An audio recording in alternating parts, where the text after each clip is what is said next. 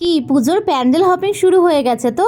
সকালবেলা এক জায়গায় আর বিকালে আর এক জায়গায় প্ল্যান রয়েছে। তোমাদের একটা ছোট্ট টিপস আজকে শেয়ার করছি।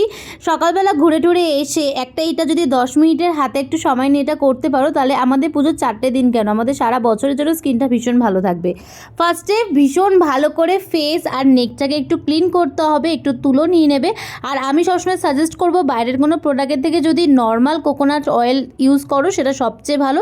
তারপর সেটাকে ভালো করে পছন্দের মতো ফেস ওয়াশ বা বেসন দিয়ে মুখটা ধুয়ে নেওয়ার পর এরকম একটা গামলা নিয়ে নেবে, যেটার মধ্যে একটু ঠান্ডা জল আর অনেকটা আইস নিয়ে মুখ ড্যাব ড্যাব করে নেওয়ার পর নিয়ে নেবে একটু ক্রিম। হ্যাঁ, যদি মনে হয় আইসটা সে সময় পসিবল না, তাহলে আগের দিন রাত্রিবেলায় এইগুলোর মধ্যে একটু শসা মেখে রেখে দেবে। বেশ এটা যখন আইস হয়ে যাবে, একটু আইস রোলিং করার পর যে কোনো ক্রিম পছন্দের মতো ইউজ করে নেবে। আর যদি অ্যালোভেরা জেল হয় তাহলে তো কোনো কথাই নেই। আর বিকালে আবার লিপস্টিক পরতে হবে, তো তার জন্য কিন্তু বোরোলিংটা একদম মাস্ট, একবার ট্রাই করে দেখ।